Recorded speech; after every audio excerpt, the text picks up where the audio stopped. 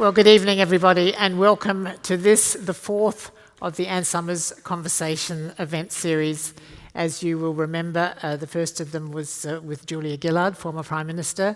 The next conversation was exactly a year ago in this very venue with Tim Flannery. And last June, we had a conversation with Kate Blanchett. Tonight, we're privileged to have the head of the Australian Army, General David Morrison, who I'll introduce in a minute. I think we're in for a fascinating evening. It's not every night you can sit down with a general and have a frank discussion about some sensitive issues to do with the military, but that's exactly what we're going to be doing tonight. Before I introduce him, I'd like to acknowledge the traditional owners of the land on which we meet, the Gadigal people of the Eora Nation, and pay my respects to their elders, past and present. This place is, was, and always will be Aboriginal land, and I thank the owners for allowing us to share it.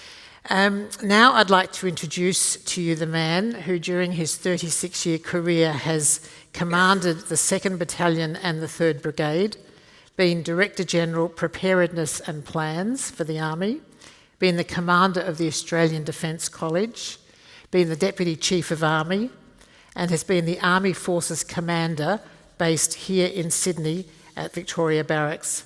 He has twice been awarded the Order of Australia, and in 2011 he was made Chief of the Australian Army. Please welcome Lieutenant General David Morrison.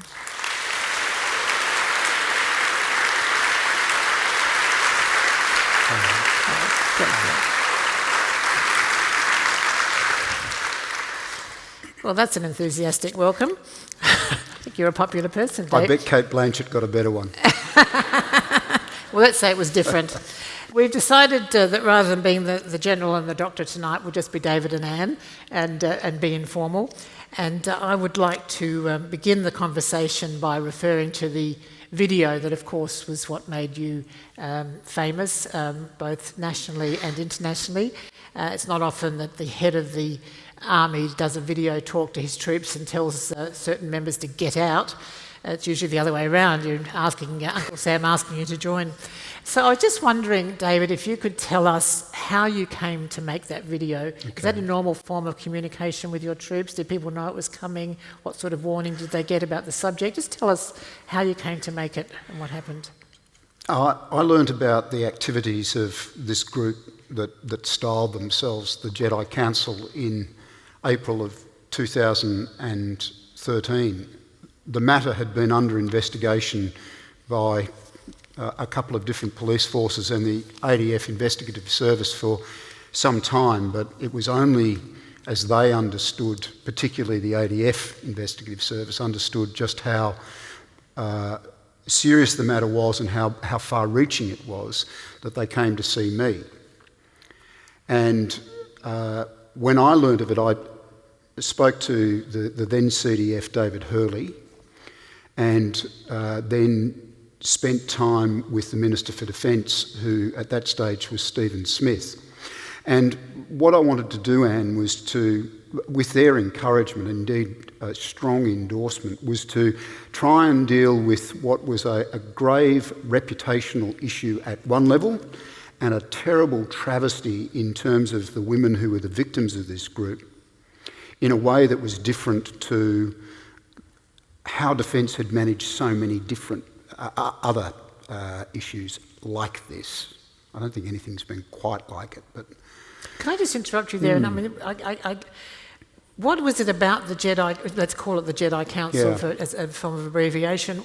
I mean, there'd been the Skype scandal, there's been, as we know, almost every year there's been a report or an investigation into some aspect of bad behaviour in the military, not necessarily always the army, but this is not something, unfortunately, that was new. What was it about the Jedi Council behaviour that was so different or so outrageous? Well, I think there were three things. Firstly, the seriousness of the offences caused, to the unwitting victims of this group. And that first and foremost. Perhaps we should just explain to people what we're talking about. These were people who were filmed. There was episodes of filming, consensual sex acts, but with the woman unaware that the filming was taking place, and then that footage being made available across the Defence Restricted Network, which is our own internal computer system, to other members of the Defence Force, particularly the Army, although not exclusively. So there was that. Then there was the fact that the people involved here, the perpetrators involved, weren't cadets of 10 weeks standing, as had been the case with the ADFA issue. That was a Skype. The Skype issue, that's right. But were in fact, in some cases, middle-ranking officers or senior non-commissioned officers.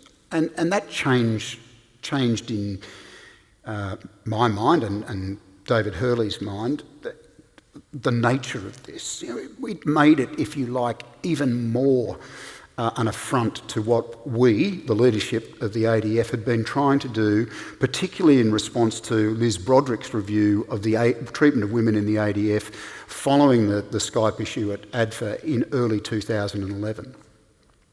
And the third issue was that since my life-changing meeting with Liz Broderick, several weeks after I became the Chief of Army, I guess I had invested much more than just a professional focus in trying to deal with the treatment of women and giving women opportunities to reach their potential, particularly in the Army. So I just found it, when I was first briefed about it in my office, I was almost overwhelmed by it. And with rage? Yeah, there was definitely that. But there was concern for the women. These women didn't know that their images had been... I rang them later, before I went public, to tell them... You spoke to each of them? Yeah, I spoke to all those who wanted to speak to me. Okay. And apologised and offered whatever support we could offer. And most of them took us up on that. And I was very concerned about the reputation of the Australian Army because I owned. I had tenure as the chief, so the challenge, the problem, and the solution were mine. And so we wanted to be public about it. And Stephen Smith said, "Look, we'll handle this differently to Skype. I want one person speaking." And I said, "That is me. This is the Army's issue, and I own this." And so he and David Hurley said, "Right, it's yours to carry. How do you want to do this?" And I said, "I want to call a press conference." And ADFA were saying all along, "Look, you can't go yet. We're still finding more about this.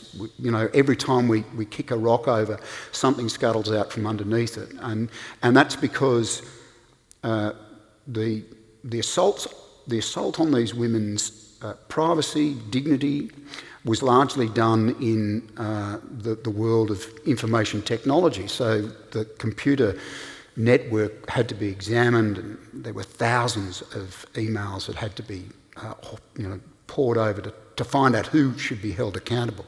So I kept pressing, but it was weeks after I was told that we were in a position to go public. And then thinking about it with a very small group of people whose opinions I trusted and trust deeply. My Chief of Staff, Simone Wilkie, the Deputy Chief of Staff, Lee Wilton, the Deputy Chief of Army, Angus Campbell at the time, and Kate McGregor, who was pivotal in what I'm relating. Who was your speechwriter at the time? Well, there were a whole range of issues in her life, clearly, but she was my speechwriter as well.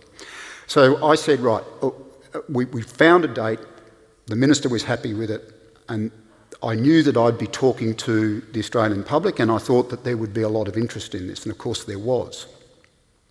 But I was most concerned, Anne, about the Army and how the Army would react to this. And my feeling was then, and it still is now, that if I'd simply been behind a podium and talking about the Army to the Australian population through various media outlets, that would lack the impact that I needed to make on the soldiers of the Army, but also create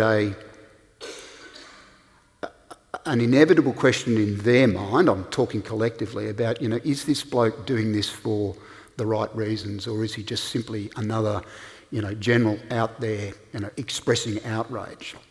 So I said, look, what I want is, I can't speak to 45,000 people face to face, but I want a recorded message that goes to the very heart of why I am so concerned and why I think that the actions of these men and, actions that had predated it just had to stop. And the idea then was that I'd record a clip and it would go out, I thought, in my naivety, just on the Army website. And so I said to Kate, write something.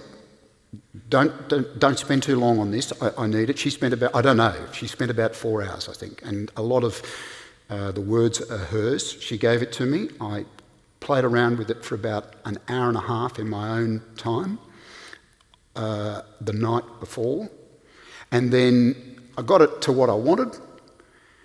I gave it to my staff. They sent it over and put it on a teleprompt, and I walked over to the recording studio that we have down in Defence Headquarters with my media advisor, Beck Constance, and I said, right, we're ready to go. I said, remove the flag from behind me. I don't want the Australian flag in the backdrop. This is not a nationalistic message here. This is me talking to my workforce. And then, I knew the words pretty well by then because I'd hear it was one take. And look, I was deeply offended, and I was really angry. Well, I assume that everybody here has watched it. If you haven't, I would certainly recommend it. It's been viewed, 1.5 million times, and your anger, I think someone's described as white-hot anger, is so apparent, and that is what makes it so powerful. And it's what, as one of your colleagues described to me, it's the rage and the passion and the honesty. I think people have responded to, firstly because here is a senior man standing up to bad behaviour and sounding like he means it, finally. And secondly, this is the Army speaking. And one of your colleagues has said to me that you've given the Army a voice nationally and internationally. And this is something that they actually value. Yeah, but that was... Look, it's wonderful to hear you say that. And of course, while I don't track the number of hits, in fact, I've only seen the clip once, which was immediately after recording it. And I've not gone back to it. I don't feel I need to. I had no understanding and no idea of the impact it would have. I thought it would... In fact, I made a note in my diary that I'd recorded it on the Wednesday night, Wednesday morning. It was played on the Thursday, and I have a note in my diary on the Saturday morning that just as people started to contact me, I said, it's been watched 10,000 times! Exclamation mark!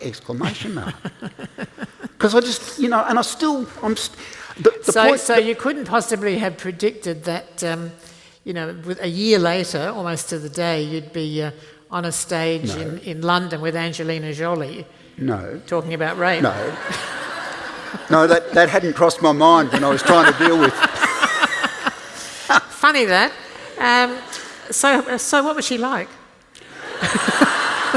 Now, this is where I could, tell an expansive story and everyone would go, wow. Just a snapshot will do. We've got other things to move on to, but... I doubt whether I've had a briefer meeting in my life.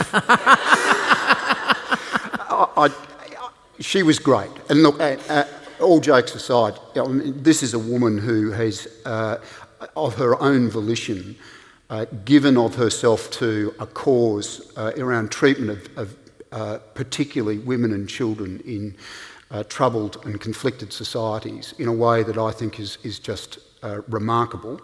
But my meeting with her was very brief, and it was surrounded by a group of media who, I've been in some relatively dangerous positions during my life, but I think I actually feared for my own safety.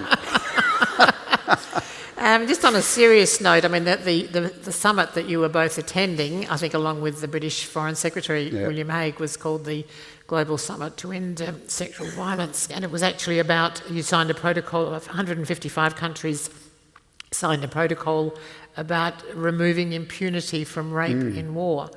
I mean, do you seriously think that we can end rape in war? That would require a correction in human nature that has defeated us for the last 10 millennium.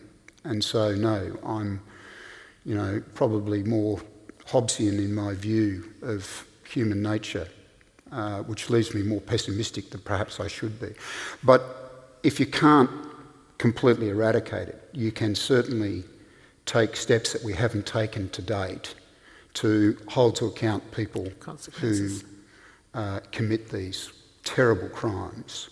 Now, we are a long way short of that. I mean, the International Court of Justice does what it can. The UN does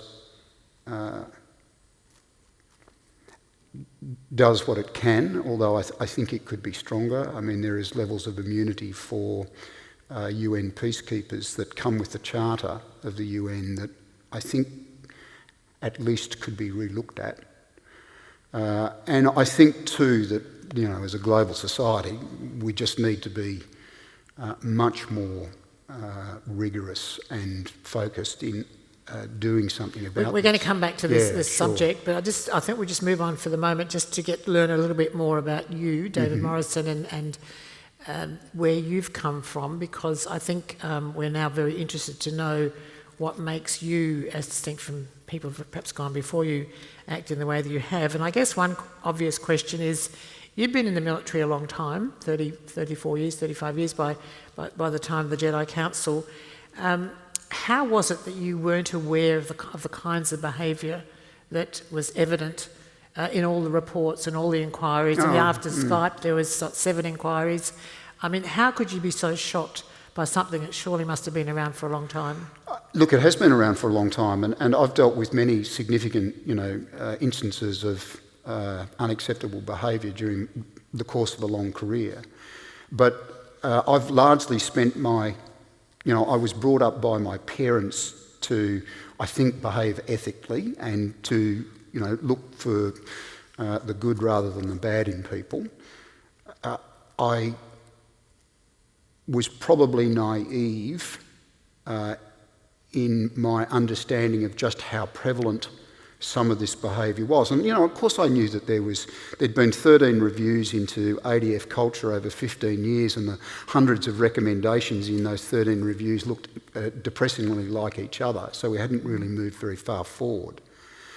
But coming into the job, when you walk into the very first meeting as the Chief of Army, I was, the bigness of the job struck me. I've been the deputy chief. I've been in and around the hierarchy of the ADF for a decade. And your father before you was a general, so That's right. You've been in the military, your family's been in the military. But now I own 70 odd years. Right? Yeah, but I owned it.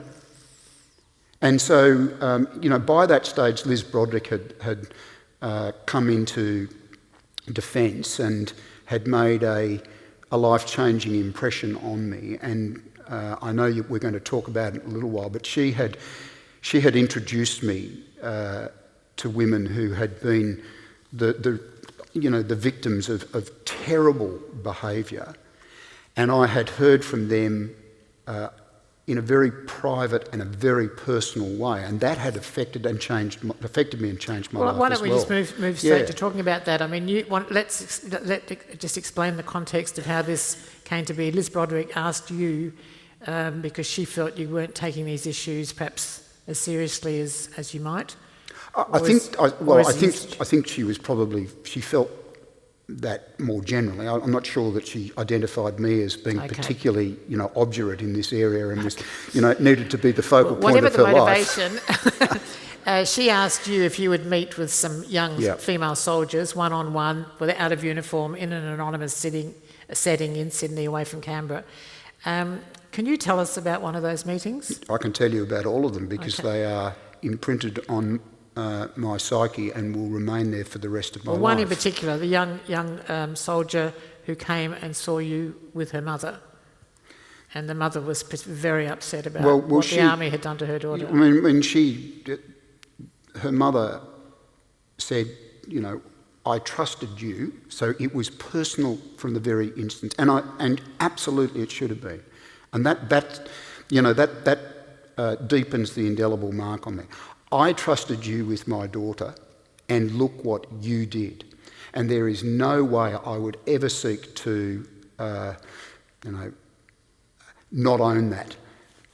She did trust me, the Chief of Army, with her daughter. And I let her daughter down. What happened to her daughter? Yeah, and, the daughter who's still serving, said, look, I'm really nervous. And I thought, well, you're nervous, so am I. Because as I said earlier, I haven't been living in some sort of cloister all through my military career. I've seen how women were affected by their service, but I did not know, and I can be blamed for this, and I'm not trying to escape it at all. I did not understand the level of personal pain to the level that I do now. And I've taken part in restorative engagements as a result of requests from the Can you just quickly Defence Abuse explain what Remuneration. restorative engagement is? Okay, in case so people are not familiar with that. Well, Liz kicked it off because we didn't call it anything other than the Chief is going to meet with 3 women sequentially over a 6-hour period and hear firsthand how their lives have been blighted by their military service and the treatment of people that they should have been able to trust, peers or superiors. And then under the response to there's been a big review into abuse in the military, which Stephen Smith and Julia Gillard instituted, and it's called the Defence Abuse Restorative Task Force, and the DART, and headed by Len Roberts-Smith. And it's compiled, as I gave you the report in my office, 60 years of sins. And they have taken an approach here where victims of terrible treatment get the chance to sit down with people like me and tell their story. And I've done a couple of those as well. But the immediacy of hearing these 3 women's stories, absolutely it changed me.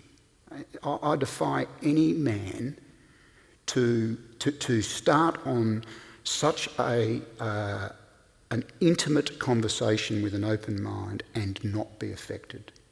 But is that what it's going to take? Is for men in powerful positions to have to sit down one-on-one with the people in their organisation? Is that? Well, how do you change culture? I mean, I don't think there's anything harder than changing culture. And what is culture? I mean, I'm no anthropologist. I've used a shorthand description that I think culture is essentially the stories we tell ourselves about ourselves and what we then believe as a consequence. And so it's all about communication. It's, how you view the army because you've had a particular conversation or seen something and then someone's added lustre to that observation and you form your view. And that, is a sizable drop perhaps in the well of culture. Well, for me, I own Army's culture. I own Army's heritage. I live in the past in that respect. And I know, there's so much to be proud of, but there's a lot that goes to the heart in a really troubling way about the military's culture. So how did you feel personally when that mother said that to you? I mean, you've said later that this was not the army that I loved and thought I knew. I mean, what did that do to your self-belief and your certainty about the choices that you've made about your career? It called into question in a life-changing way, in a nice air-conditioned office in the Human Rights Commission, while the rest of the world got on with their business. It called into question the organisation, the institution that I have been a part of all of my life, because my father was, a wonderful man, a very ethical soldier, and I had travelled around and I'd heard stories, I'd met people, good men.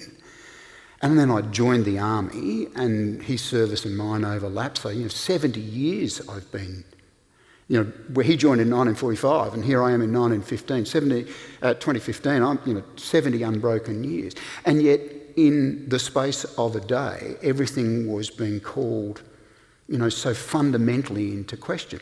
And this was well before the Jedi Council. This was So, I mean, you didn't feel compelled to make a videotaped address to the army after hearing these girls talk? No, but we tried to do it in a different way, and we were making big headway by 2013. I'd set targets to increase the number of women in our workforce. We'd changed policy around flexible workplace arrangements, around maternity leave. We'd invested a huge amount in changing the messaging around recruiting. We'd had talent outplacement programs put in place. There were a whole range of things that were happening. And then you get blindsided again by the actions of these men that,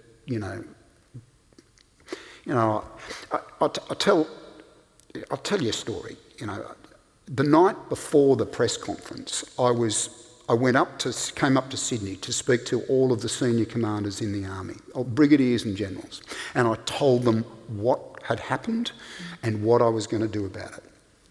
And I stayed up there for about 3 hours, and then I flew back to Canberra, and I was just with one other person, the Regimental Sergeant Major of the Army, David Ashley, the best soldier I've ever served with, who not only gets what I'm trying to do in the Army, but is 50% of the solution, because he has been tireless in his commitment to talking to soldiers and insisting on a change.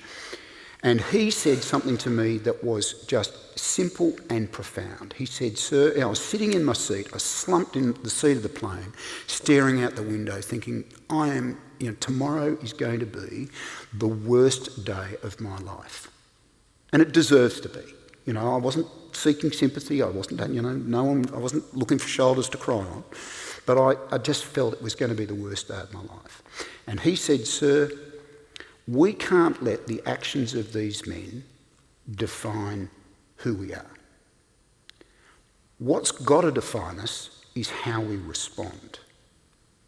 Now, it's simple, but at that moment, it was the best thing I could possibly have heard. I got off the plane feeling quite different to how I'd felt getting onto it.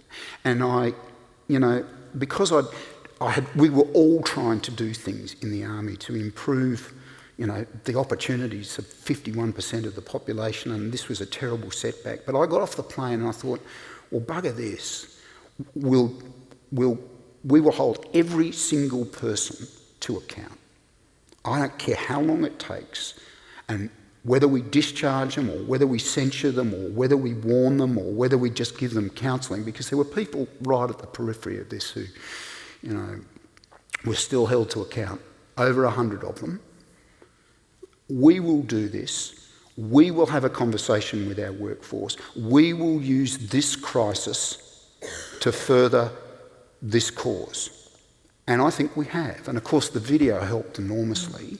And you have in fact sacked, 200 people? Well, Discharged, sorry. No, we've sacked. We've terminated with a degree of malice the careers of probably, over the course of my almost 4 years, well in excess of 200 people. And has that caused resentment? Not that I care about. Yeah. One of the things that you said to me when we had our interview a few weeks ago is that, when you're the chief of the army, it's very hard to have other people to talk to. You don't have any peers. And you talked to me about your membership of a group called Male Champions of Change. I just want to acknowledge the fact that two of the members of the Male Champions of Change are here this evening, Simon Rothery, who's the CEO of Goldman Sachs, and Glenn Borum, who's a non-executive director and formerly the head of IBM. So I thank them very much for coming along. Glenn. Thank you, Simon. But can you just tell us a little bit about the Male Champions of Change and how it's been how it's helped you? And I understand you've helped some of the people in the private sector. Yeah, look, again, it was an initiative of Liz Broderick, and Liz is, I think, one of the truly eminent Australians, and her view, and it's really interesting because I understand much more about feminist issues than I ever thought I would. and I joke, but only quietly, that I've read more feminist literature in the last 3 years than most men would read in 5 lifetimes. But it doesn't matter. It's made me a better person. Liz, of course, took the view, and it's been contentious in some feminist circles, that men have to be engaged in this issue around gender and gender diversity and opportunities for women in a way that they haven't. And I know that there are some women who are of the view that this is not a man's fight. It's our fight to win. And while I have deep... So how do you see it? Well, I have deep respect for that view, but I don't agree with it. I don't see this anymore as a feminist issue. I think that this is a societal issue. Over 50% of society are denied opportunities that are accorded to men because of their birthright, and we need to change that. And Liz... So how can you, as a male leader of an organisation, in this case the Army, and how can you and the head of all these other organisations, what can you actually do as a group together? Well, I mean, in terms of the peer relationship, what do you chat about when you're having a little, complaints about how it's going? But if you start from at least the arguable, but I think some logical premise that men listen to other men, then if you have... I think we all take that as a given. I'm sure you do, Anne, but I think I agree with you. So if you have men like, Glenn Bowman or Simon Rothery or Guillaume Swiggers or Alan Joyce or David Thodey and those that came into the Male Champions of Change making public commentary about this, and they do. The Male Champions have been out there. I think Liz keeps a record and a tally of how many occasions that we speak about this, and it's hundreds, and it's to the United Nations or to key corporate areas in Japan or in the Middle East, let alone Europe. The level of awareness of this societal issue is, I think, raised substantially. And these men, But what kind of peer support do you give each other? Well, I'll tell you, when there was a degree of notoriety around this Jedi Council group, and it became quite appropriately a public issue, and me out there talking to the families of Australia about this, the Male Champions were just incredible. I got emails and SMSs when I saw them. They spoke to me about it. There were, Simon Rothery got me in to talk to the leadership team in Goldman Sachs. I've spoken now to leadership teams in companies around Australia about this because, I've been through an experience that all CEOs would never want on their watch, but they are genuine, about trying to deal with their own issues. And I've had an opportunity to just speak to people. When you sit around it, the first time I walked into the Male Champions of Change, I might be the Chief of Army, but I don't run corporate Australia, and yet around the table were all of these people who I'd seen at a distance, who, the captains of industry. And I thought, I'm going to have nothing to say here. and for a while, and those that know me will be surprised at what I'm about to say next, for a while I said nothing. And then I realised that these, deeply ethical, very well-intentioned and committed men were wrestling with the same problems I had. Yeah, they had a different workforce, but guess what? There was a common purpose for us to share. And I have found a level of peer support with the Male Champions of Change that I have found from no other group. Let's talk about another group of men taking responsibility, and that is the White Ribbon Organisation, men taking responsibility for violence. And I know that you have got the Army to be a very strong supporter of White Ribbon, and that you have said that you would like every soldier to take the White Ribbon. We will be the largest accredited workforce under White Ribbon in the history of the organisation by the end of this year. Okay. I guess what I would like to raise now is the subject that, I mean, I'm sure many of us watched Q&A on Monday night, and on the subject of family violence, or I call it domestic violence. And I think that it's a conversation, a national conversation that needs to be had, and I'm very glad that Q&A did it. And I'd like us to perhaps continue that in a little in some way tonight. And I wanted to just ask you about domestic violence in the military. Now, you have said that one of the things you're proud of is that you've made the military a safe space where somebody can come out and say they are transgender, or somebody can come out and say that they are a victim of domestic violence and they will be treated properly. What do you do if somebody is a perpetrator of domestic violence? We get rid of them. It's pretty serious. I mean, isn't it a very widespread issue in the military? Sorry, a perpetrator, you said. Perpetrator, yeah. We get rid of them. So how do you know? How does this work? Well, I mean, often the police are involved because these are matters of violence. And we need... Let me quote you.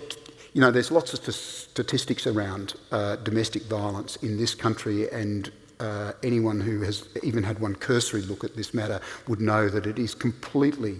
It's not isolated to Western society or to any society. Rich, poor, literate or illiterate, it doesn't matter. Men's violence against women is a blight and a global one. And it compounds the barriers that are placed in front of women reaching their potential. In Australia, though, there are 800,000 women in our workforce who are affected, adversely of course, by domestic violence. Now, tonight, tomorrow, where do you get that this figure? week. Where does that figure come from? From White Ribbon. And the point here is that if that's the case, for many of those women, the workplace is the only refuge that they have. And so I believe that it is the responsibility of the leaders within our workplaces to deal with this issue as best they can. And I think that applies to me and applies to everybody else. In practical terms, what does that mean? What do you actually do? You've got to start with an education campaign, because when you talk about domestic violence to most men in this country, they will look at you blankly and go, "Get out, that can't be right." That's one of I think, the great strengths of, well, of course, appointing Rosie Batty as Australian of the Year has done an enormous amount for this issue. But White Ribbon, Our Watch, a number of other like organisations that raise the profile of this matter, that remind, or in fact inform men, that there are three types of man in this equation. There's the perpetrators, and they've got to be held to account. There's those that seek to protect, and they are people who are men who become aware of this, who start to take action, whether they're in a position of responsibility or not. And then in the middle is the most problematic group. Well, no, the biggest problem, of course, is the perpetrators, but it's the bystander. And we have millions of bystanders in this country, and we probably have billions around the world. I don't want to know. You know, I hear something at night from the house next door, but it's not my business. She's come to work and she doesn't seem right. It'll be okay. It'll pass. It's her problem. She can manage it. So what are you saying these bystanders should do? You've got to change that. You change the bystander equation, you change everything. And it's not just, of course, in regard to domestic violence. It's in terms of, you know, sexual attitudes to women, or to men and women who don't fit, you know, the stereotype of whatever profession you're a part of. But as soon as you can do that, that's where White Ribbon and certainly Army have focused most of its effort. Can I tell you, I'll talk about life-changing moments, and the women in the audience will you know, I guess you'll be disappointed in what I'm about to tell you, but so be it. We sat down with a guy called, the Army leadership team, all men, and so the generals of the Army, sat down with a guy called Jackson Katz, who's done a lot of work around the macho paradigm and the bystander issue. He's an American. We brought him out from the States and we've used him to talk to our junior, more junior soldiers. But I hit the generals up first. And he had this exercise. He had two easels with butcher's paper on them, and he said, right, I want you, the men, to tell me now, and I'll write it up, what you do to avoid sexual assault or a circumstance where you feel sexually, confronted during the day. Well, you just sat there. No, I hadn't thought about it. I don't think about it. I'm a man. I've never been discriminated against. He said, right, now I want you to think about this from a woman's perspective. What do you do? We had a couple of women there who got the ball rolling. But then a group of men, your generals, sat for, until they were stopped, by the way, and we had filled a number of... Where are your keys? Where's your mobile phone? What do you do when you leave a house? How do you enter a house? How do you talk to people in a workplace? How do you sit? How do you enter a room? What do you do when there's confrontation, around a table? How do you step back from that? Life-changing. I think, I don't actually believe in unconscious bias. Avril Henry and I are on the one page here. I think it is conscious, and everything is. But on this, I hadn't thought about it like that before, and now I do. And what I want is the men in the Army to think that way as well. Okay. Can I just come at it a slightly different way? I want to just read back at you a quote from your talk in June last year at the Global Summit to End Sexual Violence, and you said, it's a very powerful quote, you said, "Armies that revel in their separateness from civil society, that value the male over the female, that use their imposed values to exclude those that don't fit the particular traits of the dominant group, who celebrate the violence that is integral to my profession rather than seek ways to contain it, they do nothing to distinguish the soldier from the brute." And that's a very powerful way of putting it, the soldier versus the brute. And I guess my question is, how do you contain the violence which is integral to your profession, as you've said, and still function as an army? Well, it takes a great deal of effort, but armies exist to, when required, deliver sanctioned and appropriate levels of coercion to achieve an end, and that coercion can include lethal force. So, without putting it up, armies deliver violence. Throughout our history, I talk to corporate Australia a lot. I say, hey, your brand's good, but my brand's better. I get CEOs going, well, sure, mate, yeah, how can that be? I'm a captain of industry and I earn billions. And I say, well, look, my brand is founded on Gallipoli and Villiers-Bretneux and Tobruk and Alamein and Kokoda and Kapyong and Longtan.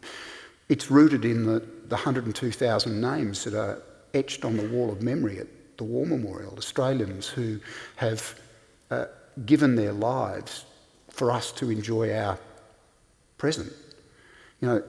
That is a very powerful substance to the army, and it's to be commemorated and indeed to, I think, be appreciated. And I think Australians do. But there is no getting around the fact that, Gallipoli and Villiers-Bretneux and Kapyong and Kokoda and Longtan and the military actions in Iraq and Afghanistan have come with levels of violence that for almost everybody in Australian society, they never know. The question is, and I know as we've discussed before, how do you turn it off? How do you turn it off? Well, you have to train men and women in a way that we do. You have to be an ethics-based organisation. And we talk about that, many organisations in society talk about being ethics-based. For armies, it's essential. We have 4 standing tenets: courage, not just physical, but also moral; teamwork; initiative; and one that was introduced during my time as the chief, respect. And I think that it's probably the most powerful. So we have seen fantastic actions by Australian soldiers, men and women, throughout 114 years of history that have involved the taking of life.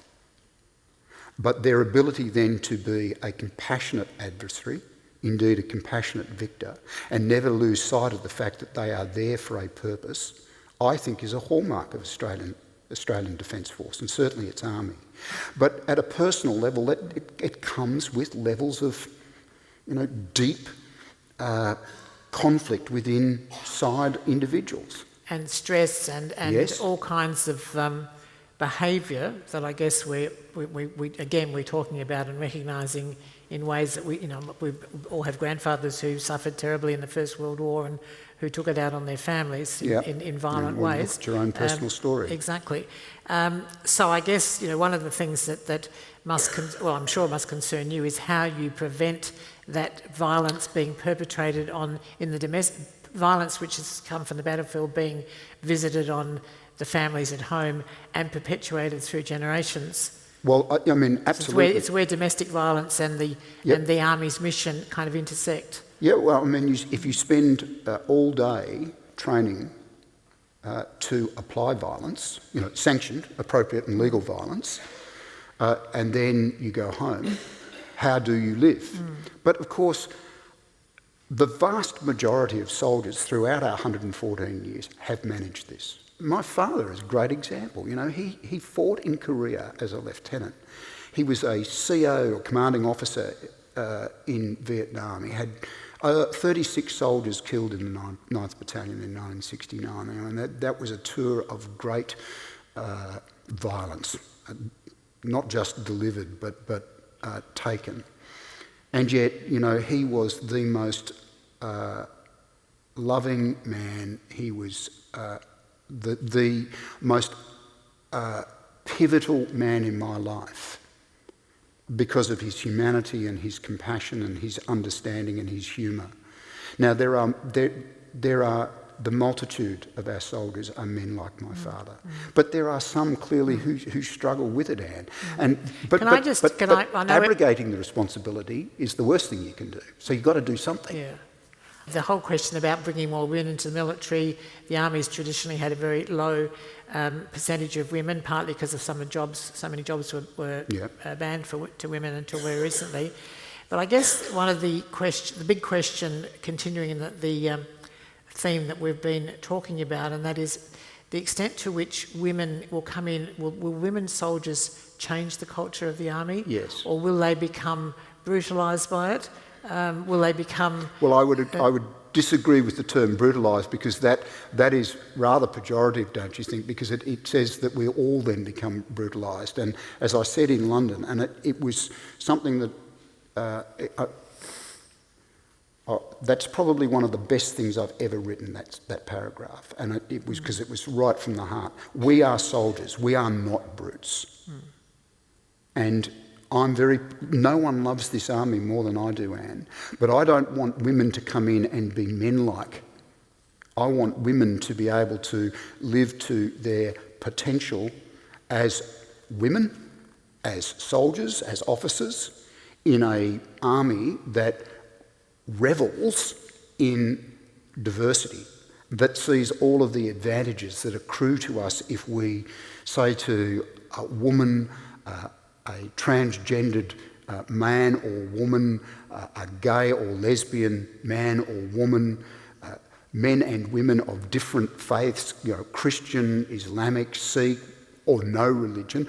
The army is a place that we can use your talent. You can reach your potential, and it's not just a win-win for you and for the institution, it's a win for Australia, because it will be secured by the most capable army now and into its future. Just talking about lasting change and the role that individual leaders play in their organisations, and you as a male champion of change, you're leaving the job in a few weeks' time. David Thodey from Telstra, who's somebody you've mentioned, is leaving. All of the other public sector leaders, head of Treasury, the head of Martin Parkinson, Steve Sedgwick from the Public Service Commission, Ian Watt from BMNC, they've all gone. And as far as I know, the membership of the MCC doesn't go with the job, that you get invited as an individual rather than an organisation. So I just wonder how you see this process of cultural change, an aggressive cultural change that you've been leading. How do you see that continuing when the people who are doing it are no longer in the jobs? Well, I don't think that David Thodey is going to become less passionate about these issues because he's no longer the CEO of Telstra. But what will happen with Telstra? Well, I mean, that is for Telstra and its new CEO, but in my case, whoever takes over from me, I think has got no choice but to continue the momentum for change. There is no going back now. No general in charge of the army would be allowed to even quietly say, listen, we'll just push this one to one side. No one's going to allow that. The families that we recruit our men and women from wouldn't allow it. The government won't allow it. And we're going to be fortunate in that regard because the new Chief of Army is as deeply committed to this as I am. And there is no going back. A message to those in the army who are resistant to change, your days are numbered.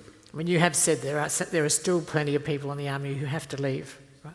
Well, there's, Machiavelli nailed it back in 16th century Italy when he, advised the Medicis that there is no more delicate matter to take in hand, nor more doubtful in its success than to set up as a leader of change. For he who innovates will have for his enemies all those who are well off under the existing order of things. Exactly. On that note... On that rather threatening note. Do we have any questions? I find it fascinating that you have introduced opportunities for women. You've fired those who were the perpetrators, and you've identified the bystander. But are there others who are still within your organisation who are either discriminating against women or acting against women? How do you weed them out? You just keep the faith and you never lose your purpose. You listen to women and men who have ideas. One of the really great initiatives that we've set up is gender and diversity forums at local level throughout the army. So women of relatively junior rank have the chance to sit in forums and tell me what they think we should be doing. There is no, as I said to Anne, there's no opportunities to go back here, and we will continue to be focused on this, and whoever takes over from me will drive it harder, I'm absolutely sure. But change, we're talking about cultural change, it's not going to happen overnight, and indeed, of course, unfortunately, it may not even happen in my lifetime, but we are on the path now, and there's no deviation from it. More women will join our army, and the army will be better for it. I love a lot of what you've said about the things that we do to change what has happened in the past. What I'd like to be able to take to some of the leaders of our corporations is a vision of what the future looks like. Mm-hmm. What's going to inspire people to say, let's change without some of the horrible stories that you've had to hear, for example. What are some of the words that you can give that we can share with our leadership? Well, there would certainly be more women in the future. Yeah, and absolutely. There would be more diversity in our army, your army, across the board. Race, religion, sexual orientation, credos that get you through a working day. There would be an environment where those who feel affronted by a remark, an action, the denial of an opportunity, would feel able to put their hand up and say, this is not right. We have to make a change here, and this is not right. And they would be listened to and action would be taken. It would be a future where white Anglo-Saxon men, predominantly young, would realise that the ethos of the army, founded on courage, initiative, teamwork and respect, are the code by which they are required to live, and if they're not prepared to live, they can find somewhere else to work.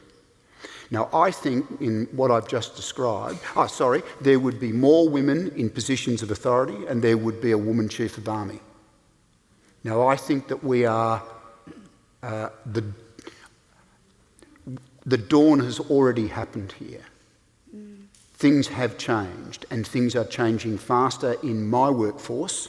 I tell the male champions have changed this. Things are happening faster in my workforce than is happening in theirs. But why? What does that give us? Because I think that we have got people like a David Morrison or an Angus Campbell or a David Ashley or the powerful women that have got the opportunity now to represent not just themselves but their army and their nation around the globe. Women like Simone Wilkie or a Lee Wilton, you know, the list goes on. They are seen not as women per se, they are seen as soldiers of an army that defends this country. And now I think we are well and truly in that space. Right now, we just need to take it further. You should think about joining the army. Thank you, David. Okay.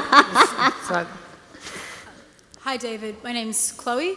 I used to Chloe. work in the tech industry where I was exposed to a very masculine tech culture. You've talked about changing values within an organisation like the Army, but what action could society take to change culture within cultures or subcultures that aren't necessarily tied to an organisation? Well, I think, I take great heart, Chloe, in the fact that the Army, in this respect, partly because it's attracted attention because we've been so overt in dealing with the issue, but the Army is, in some respects, leading in this area. Now, we have too small a percentage of women in the Army workforce, but we're increasing it rapidly. I think that conversations that men and women now have, I mean, look, Anne Summers is one of the great Australians. She moulded a change in this society in the 60s and the 70s against huge odds. But I think that we're probably, in some respects, while we've all comfortably moved on from the 70s, perhaps, I mean, we don't wear flares, that's got to be a good thing. But, I think that we've reached a level of stasis in some areas of our society where you do need Anne Summers, but you also need men like Anne Summers who are challenging all sectors of Australian society to make fundamental changes. I mean, let's face it, it's a man's world, it's been created by men, and when you look at the problems that the planet's got, you've got to say it probably hasn't been the best solution. So we should be trying something a bit more broad. Thank you. absolutely, yes. Thank you. With regard to the military, David, and the global military, because the sense I get from you is this is a global issue as well as a national issue, have you had consultation with armies, with military in other countries, for example, like perhaps the Israeli army or some of the Scandinavian armies that have had a different cultural approach to some of these issues? And what have you, if you have, what have you found out from them? I have, Anne, and I conclude my tenure as the Chief of Army in the middle of May, and I'm going to go and speak in NATO in Brussels a couple of weeks later, and then 4 weeks after that I've been invited to speak to the Swedish Armed Forces in Stockholm. And when I was in London at the Global Summit, I had the chance to meet senior representatives of a number of countries, not just European but African, South American. I think every chief of army around the world, or most chiefs of army around the world, realise that they have got to make this change for capability reasons. We certainly in the West are drawing from a smaller demographic.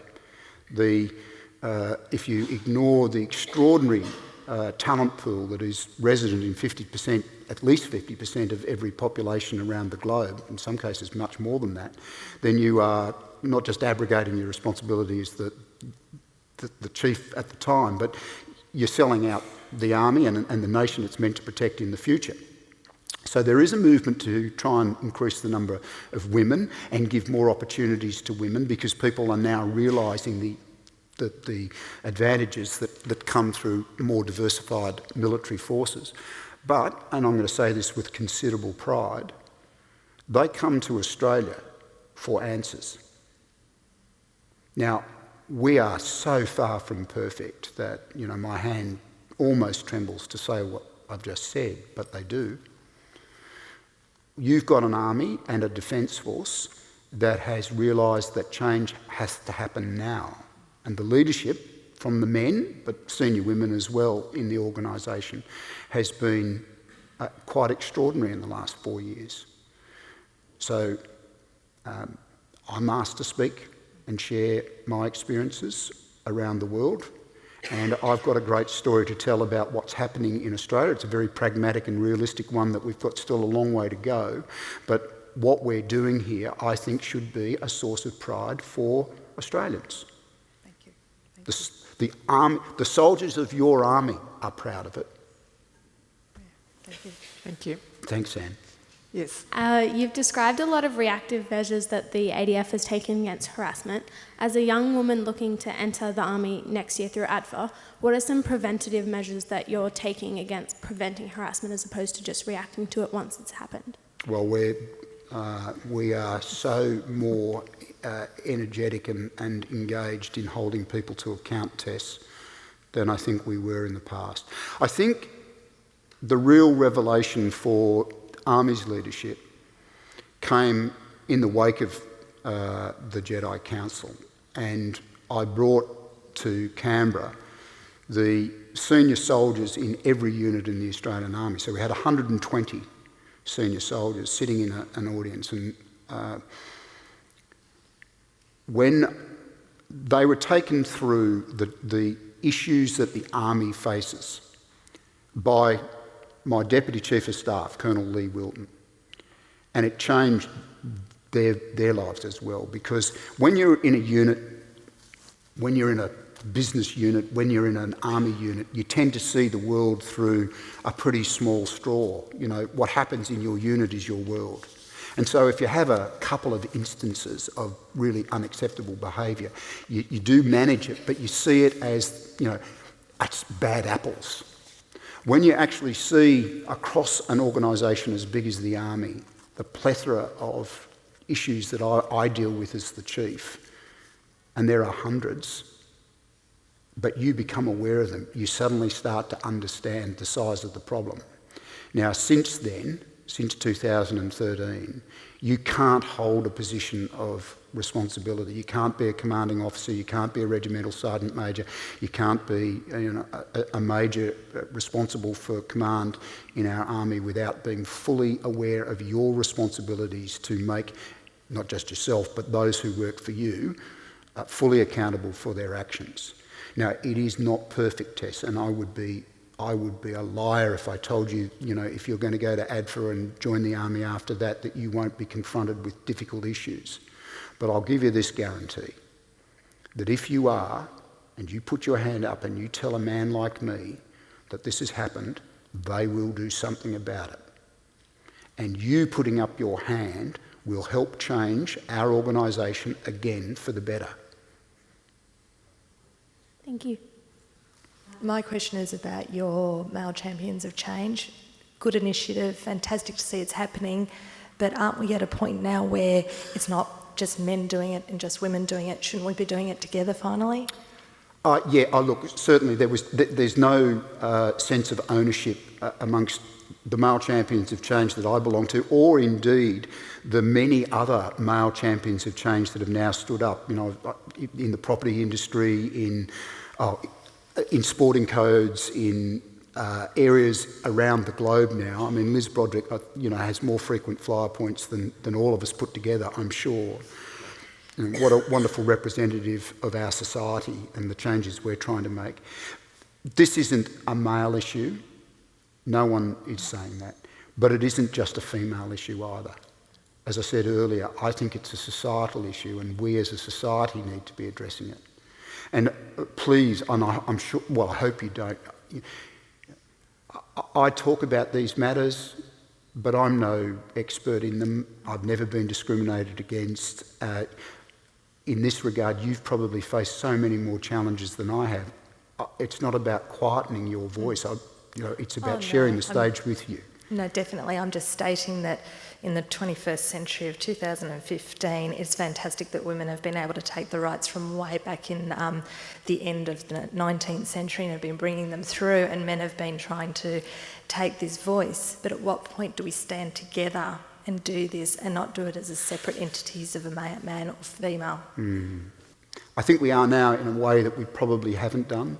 When the Male Champions of Change started, the focus initially was on the number of women on boards and in more senior positions within corporate Australia, and it's gone much more broad than that. The public service has been involved, the Army's been involved, and in our meeting before the one we held last week, Rosie Batty was asked to come in and speak to the Male Champions of Change, and this meeting concluded with a commitment, I think. I don't want to speak for the men who were there, but certainly a much greater commitment to issues around domestic violence and the role that men and women have to play in positions of responsibility and accountability in the workplaces of Australia to try and do something about this.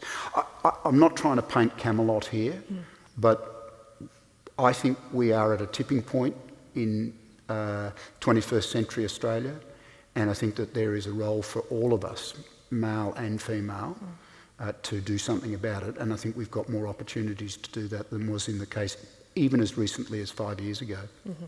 Thank you. Yes. You were kind enough to come to the Bar Association and launch our best practice guidelines on sexual discrimination, bullying, harassment, victimisation, vilification, etc., which was wonderful. You talk a lot about champions of change and how important that is, and I agree. Bar is trying to do something similar, but we call it advocates for change. Okay. What you said, though, earlier on in this discussion was that it didn't come home to you as a reality until you sat down with that young woman and her mother, and she told you what happened to her, that you finally understood exactly what was going on and took it seriously, not to imply that you weren't taking it seriously before. I took it personally. I think that's the yes, difference. that's right. So short of having every woman go to every man and relate their personal anecdote and have that man take personal responsibility for that problem, how do we see real change outside of a champions of change model? Well, I think that's what you've got to do. People never do things for your reason. They only do them for theirs. That's human nature. The change for me, was multi-layered, but that was a pivotal moment in my life. And as I said, the matters became personal. And of course they were made even more personal by my knowledge that I owned the issue because I was the chief, but I was deeply affected by it. We've now trained every senior officer in the Defence Force, in the Army I can speak to, General, Brigadier, Colonel, are taking part in the restorative engagements required under the response to abuse.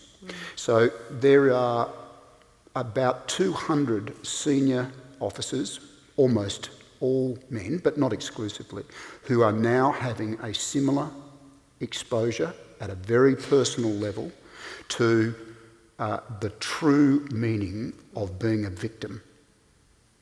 This will change the Defence Force as well, and I think that we need to do this more broadly.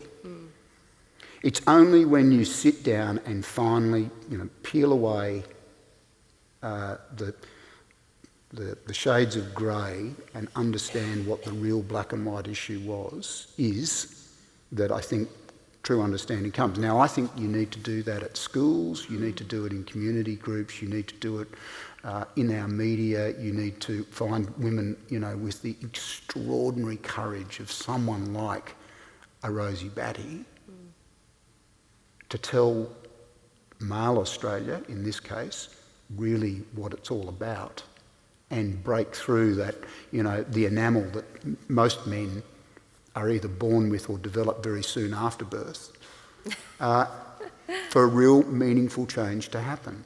But, you know, that is, we're seeing that. And certainly in the army, you know, this happens every day now. And I think it's the right thing to do. And you know, you need strong women who are prepared to tell their story. I mean, the level of courage of those three women was just extraordinary. Telling the most senior male in their organisation what was what, and having him visibly affected by the what he was told, visibly affected still. So I don't think we should step away from that. In fact, I can't see how you make cultural change happen in any other way. Yep, exactly. You've identified the bystander as a huge part of the equation here, and I'm very curious how you propose to teach people or raise consciousness of the mainstream that there is no such thing as an innocent bystander, and that to say nothing makes you a very big part of the problem. Well, we do it every day in the army. We've had people come in and facilitate training sessions at all levels, but it's now a required, mandated training that we do in every part of our workforce, and it's the same in the Navy and the Air Force, and it goes to the heart of being a bystander. I spoke about it in London, you know, and said, in fact, there are no bystanders. If you categorise yourself as a bystander, you are in fact a perpetrator. That's really the issue, isn't it? You do nothing, you make a voluntary, conscious decision to do nothing. In my view, you've just set the standard for yourself, and it's not good enough. So, look, when we dealt with the Jedi Council issue, any number of people were disciplined and held to account, not because they'd sent the emails and forwarded them on, but they'd received them and done nothing about it. You know, we're, as a society, a long way from being perfect, but if we stopped people, even a small number, from being a bystander. There are people in this audience tonight who are affected by domestic violence. And when they go home and it happens, there are other people who are aware of it who will do nothing. And in my view, they too are perpetrators. Thank you for your honesty. I just wanted to begin actually by recognising with gratitude your authenticity and leadership around your role as Chief of Army. Thank you. The pleasure is mine. My question actually is perhaps I offer to both of you for comment. With your impending graduation as Chief of Army, I wanted to know whether your new role, which I suspect will probably have a greater level of awareness and advocacy around some of these issues as you go on to speak with other organisations, how you see that role and its interdependent relationship with media outlets in terms of the future and promotion and dissemination of your message. Now, in asking that question, I guess the source for that, for me, was I had cause to do some research around, specifically the research was, I was looking at Liz's pathway for change and her success in her current role. And I noticed with some level of concern, with very few exceptions, that most of the interviews, either written or in fact videoed, opened with a discussion about how she looked, that she was married, where she went to and her children. So I made it an objective of mine to ascertain a little bit about your background and whether you had children. And I, to be perfectly honest, had to go to quite a lot of interviews to find the answer. I have 3 sons. This is what I found out. But the point is, it isn't a common I haven't feature of kept your it a secret, interviews. and they haven't either. But nobody asks. That's true. And so my question is about the relationship between media outlets and your dissemination of messages going forward. Well, I have had the opportunity to do a lot of media engagement. Some of it has been very difficult, and that's fair enough. If you walk onto the pitch, you've got to take the full tosses and the bounces. So I don't mind that. Can I perhaps if I just say this? I got asked a question. I was speaking in Brisbane 2 years ago to CEDA. It was a big audience. And at the end of it, I got asked a question by a man that I'd not been asked before, and I haven't been asked since, but I'm going to repeat it. He said, "How are you affected personally by taking a public stance on this?" I didn't have a ready-made answer. I don't think I have ready-made answers to any of these. But I thought about it for a moment, and then I just said, look, this great matter, this is the best thing I have ever done in my life. Okay? So, Chief of Army, what an honour, what a privilege. This matter, this is better.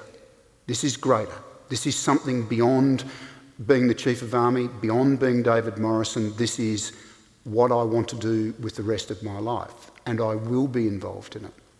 I'll finish in May being a soldier. I will now never lose the passion for embracing true diversity in Australia and elsewhere, because that is the future of the planet.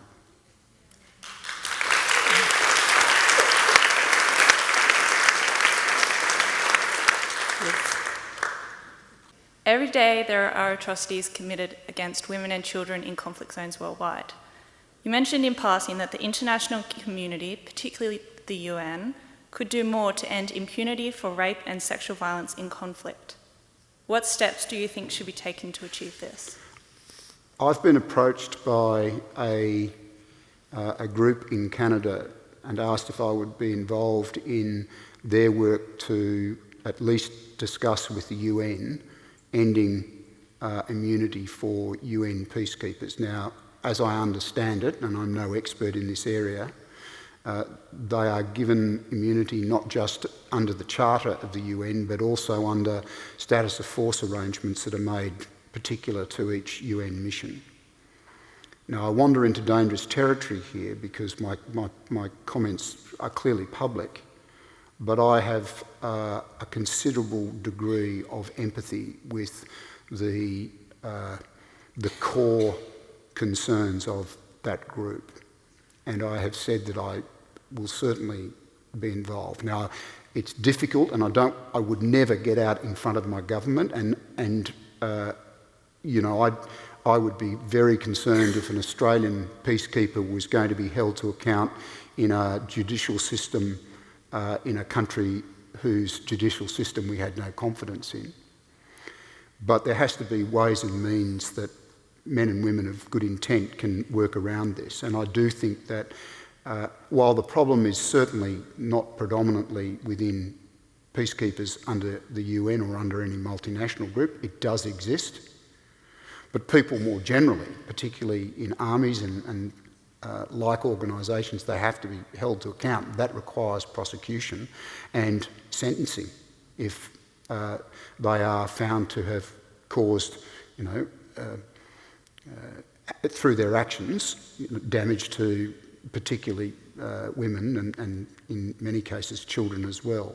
Now, we are well short of that, so I do think there has to be a global conversation around this and action taken.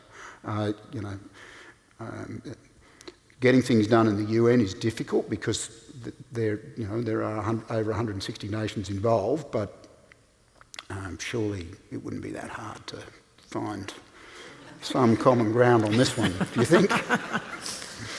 Sorry, that's an inadequate answer to a very good question.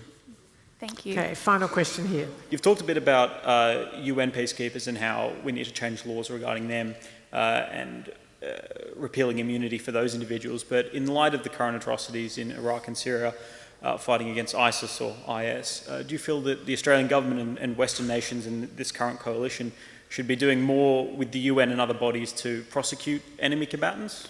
Well, I think that we need to find, we do need to have a national discussion about how we deal with what I think are quite existential issues in contemporary Australia and indeed across the world. I fear that we are in the early days of yet another very long war.